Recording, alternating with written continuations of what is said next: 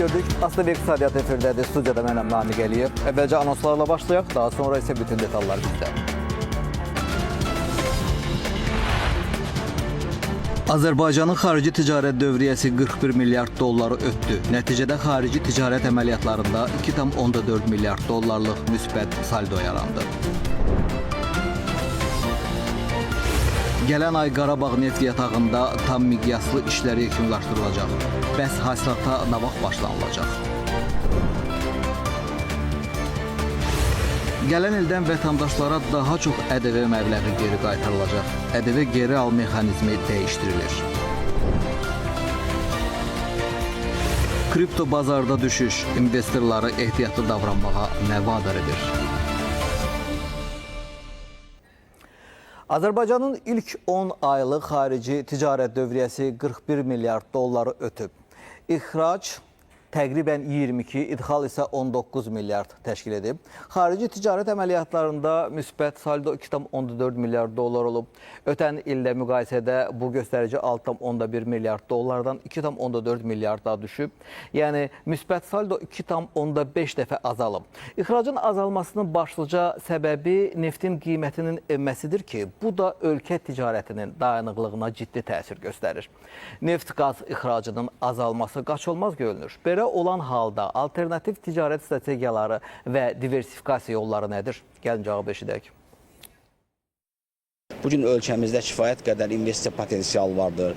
Azərbaycan vətəndaşının və Azərbaycan sahibkarlığının belə də inkişafı üçün psixoloji aspektdə, mental aspektdə insanların bacarıqları üst səviyyədədir. Mən düşünürəm ki, sahibkarlıq fəaliyyəti ilə məşğul olmaq istəyən insanlara bugün yaradılmış şəraitdən daha yuxarı səviyyədə şəraitin yaradılmasına və fəaliyyət azadlığının mümkün qədər daha çox verilməsinə ehtiyac vardır.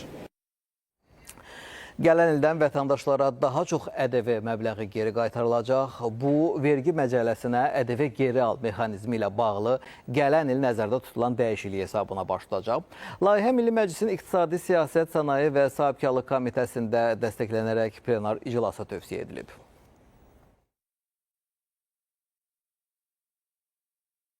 Yeni təklif olunan qaydalara əsasən bərbərxanalarda gözəllik salonlarında və eləcə də kosmetoloji mərkəzlərdə ödəniş edən zaman ƏDV-nin müəyyən hissəsi geri qaytarılacaq.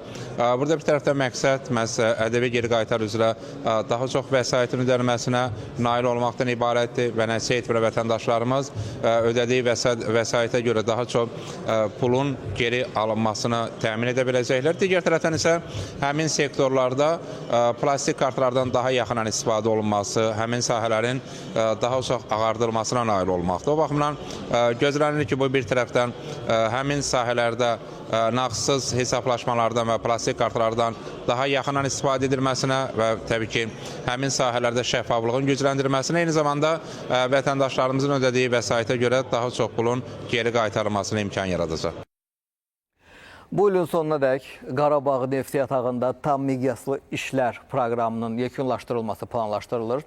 Yataqdan nə qədər neft və mavi yanacağın çıxarılması planlaşdırılır və hasilata nə vaxt başlanılacaq? Cavabı indi biləcəyik. Bu il ərzində biz yataq üzrə müəyyən hazırlıq işləri həyata keçirdik və ilin sonundan başlayaraq geniş miqyaslı seismik proqram həyata keçiriləcək. Bu seismik proqram özü iki hissədən ibarətdir. Onlardan biri deməli dənizdibi sensor qovşaqlardan istifadə olmaqla həyata keçiriləcək seismik proqramdır. Digəri yüksək dəqiqlik və ultra yüksək dəqiqlik sensorlarla həyata keçiriləcək bir seismik proqram olacaqdır. Birinci seismik proqram deməli ilin sonunda dekabr ayında başlanılacaq, 3 ay yarım, 4 ay davam edəcək.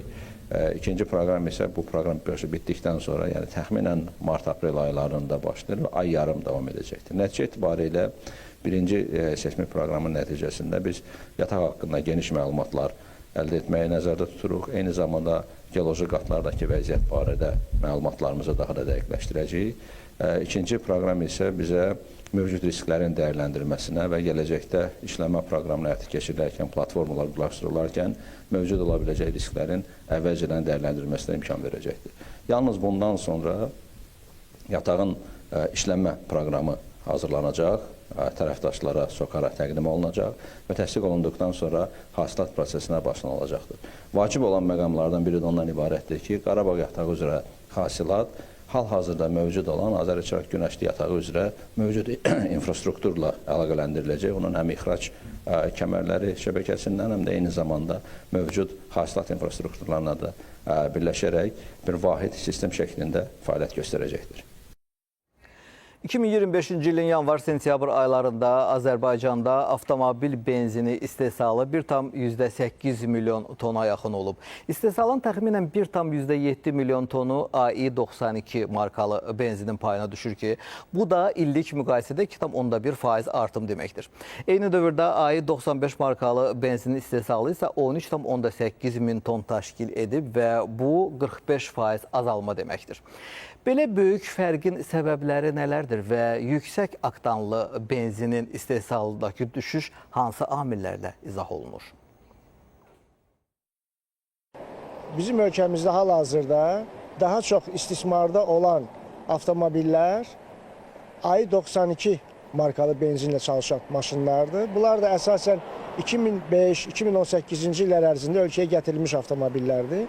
Yeni gətirilən avtomobillər isə əsasən kiçik mühərrikli və hibrid avtomobillərdir. Hansılar ki, AI-95 markalı benzindən işləyir. Yəni, bu sadə riyaziyyatla biz deyə bilərik ki, AI-95 markalı benzinin istehsalında azalma birbaşa olaraq bununla bağlıdır. Bu ilin 10 ayında ölkəmizə təxminən 95 min avtomobil gətirilib ki, bu da ötən ilin eyni dövrü ilə müqayisədə təxminən 30% çoxdur. Amma idxal olunan elektrik avtomobillərinin sayı kəskin şəkildə azalıb. Belə ki, bu dövr ərzində cəmi 1732 elektrik mühərrikli nəqliyyat vasitəsi gətirilib ki, bu da 33%-dən çox azalma deməkdir.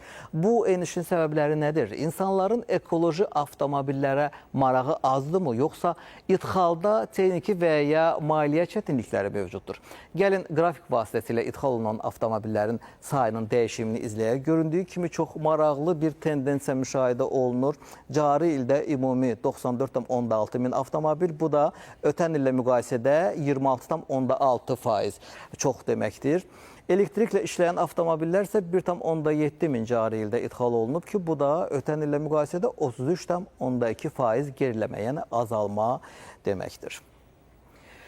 Davam edək, əziz tamaşaçılar. Azərbaycan və Çin arasında iqtisadi münasibətlər getdikcə gedişlənir. Orta dəhliz üzərindən ticarət və əməkdaşlıq imkanları ölkələr üçün yeni perspektivlər açır. Biz mövzunu iqtisadçı Zəfər Məmmədov ilə müzakirə edəcəyik. Zəfər müəllim, salamlayıram sizi. Buyurun, orta dəhlizin gələcək perspektivləri barədə sizdən eşidək. Bildiyiniz kimi hazırda 370-ə yaxın Çin şirkəti Azərbaycanda fəaliyyət göstərir. Bunların ümumi investisiyası 950 milyona yaxındır. Bu şirkətlər daha çox kənd təsərrüfatı, nəqliyyat, yaşıl enerji və süni intellekt üzrə ciddi investisiyalar edirlər və investisiyalarının cümlərini artırmağı düşünürlər. Orta dəhlizin açılması Çinli investorların Azərbaycanın marağını daha da çoxlandır.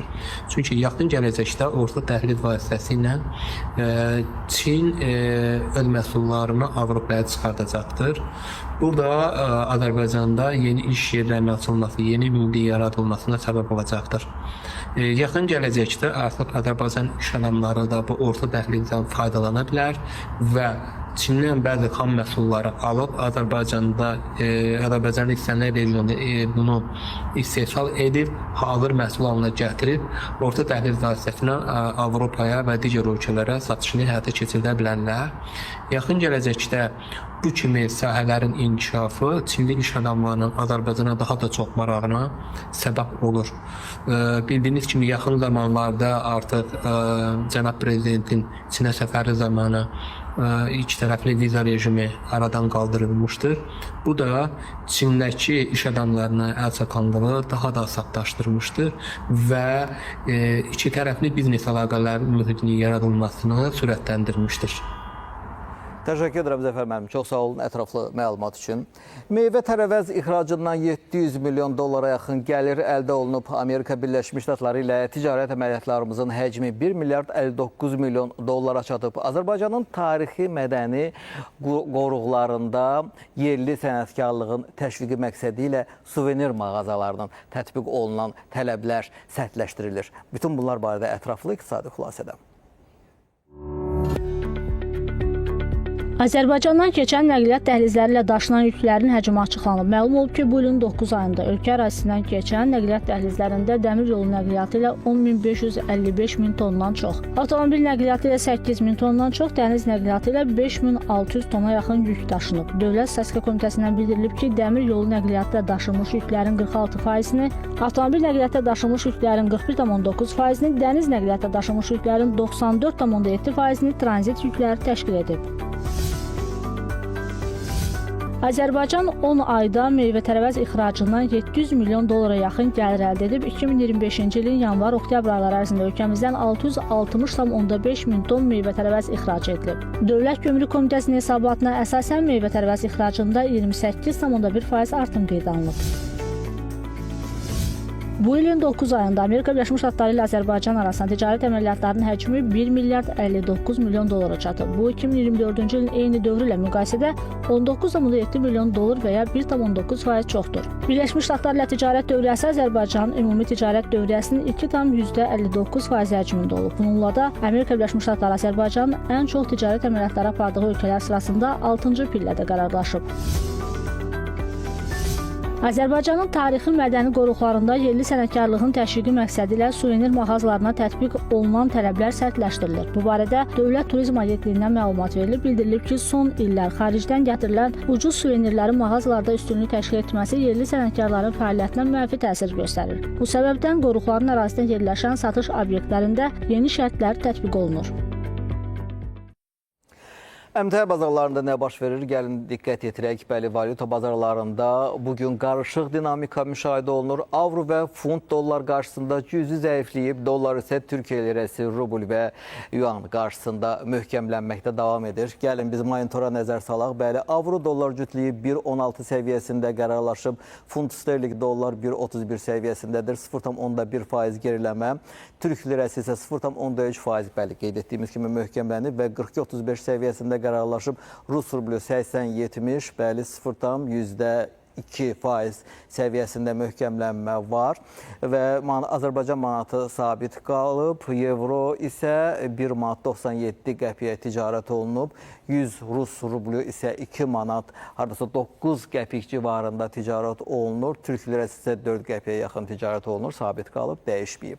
Bax, belə əziz tamaşaçılar, valyuta məzənələrindəki dəyişikliklər əsasən Amerika Birləşmiş Ştatları iqtisadi göstəricilərinə dair gözləntilər və investorların risk iştahlarının azalması ilə bağlıdır. Görünür, iqtisadi göstəricilərin gecikməsi investorları daha çox ehtiyatlı davranmağa vadar edir. Əmtəə bazarlarında isə bugün qarışıq dinamika müşahidə olunub. Hörmətli tamaşaçılar, bəli, Brent və WTI markalı neft qiymətləri təxminən 2% geriləyib. Azərbaycanın əsas ixrac markası olan Azerlight isə demək olar ki, dəyişməyərək cüzi aşağı enib. Təbii qazın bazarlarında isə daha kəskin hərəkət qeydə alınıb. Gəlin monitora nəzər salaq. Brent markalı neftin qiymətində bəli qeyd etdiyimiz kimi geriləmə var, 0,2% və Brent markalı neft ticarət gününü 64 dollar 10 sentə yekunlaşdırıb. WTI markalı neft 59.77, bəli biz görürük ki, burada da qırmızı diapazonda qərarlaşma var, 0,2% geriləmə. Azerlight'ın qiymətində də azalma var, 67 dollar 93 sentə ticarət olunub. Təbii qaz, maraqlıdır ki, təbii qazın da qiymətində geriləmə qeydə alınıb, 4548 dollara ticarət gününə təbii qaz yekun vurub. Qızılın qiymətində geriləmə görürük, 4046 daha doğrusu, gümüşün qiymətində isə 50 dollar 23 sentə ticarəti biz monitorlardan da görə bilərik. Qiymətlərdəki dalğalanma əsasən Amerika Birləşmiş Ştatları iqtisadi göstəricilərinə dair qeyd etdiyimiz kimi qeyri-müəyyənlik və investorların risk iştahlarında azalmadır ki, az öncə də biz bunu əmtəə bazarlarında baş verənlər barədə danışanda da qeyd etmişdik.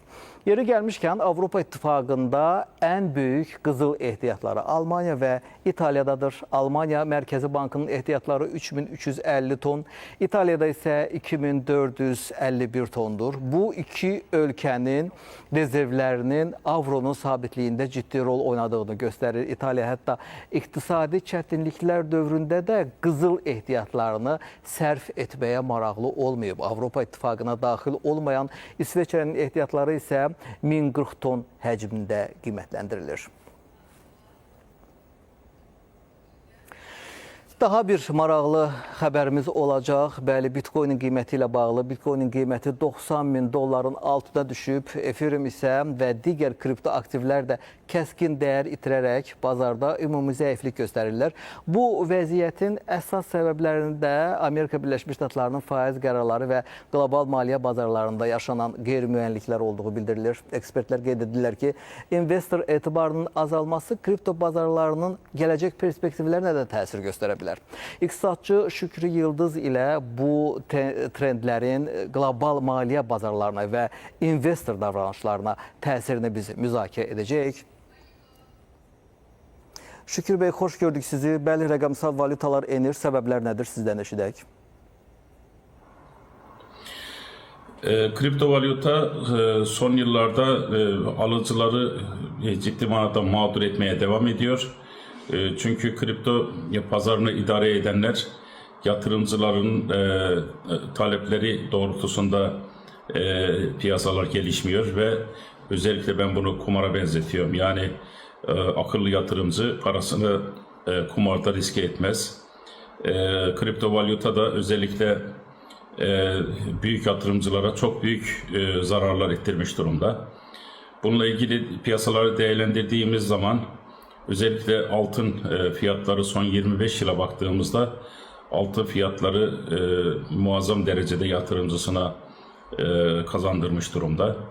Özellikle mesela Türkiye'de yastık altındaki altın miktarı konusunda piyasalarda belli değerlendirmeler var. İnsanlar en güvenli liman olarak altın alıyorlar ve altın her zaman uzun vadede yatırımcılarını kazandırmaya devam etmektedir.